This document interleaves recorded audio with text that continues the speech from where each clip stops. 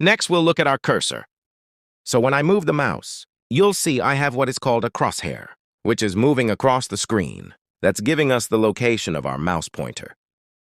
Next, we're going to look here to what is called our origin, or UCS. What this does is displays the X and Y axis.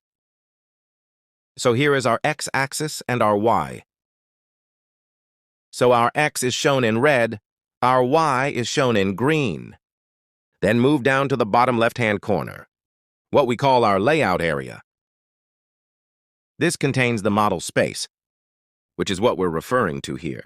This model tab, this is where we draw our projects. And next to that is what are called layout tabs, or previously known as our paper space.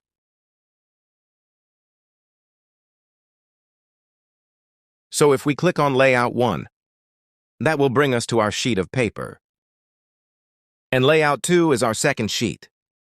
And next to that is a small plus symbol, which will generate another sheet. So we'll go back to our Model tab, down the bottom left-hand corner. Bring us back to our model space.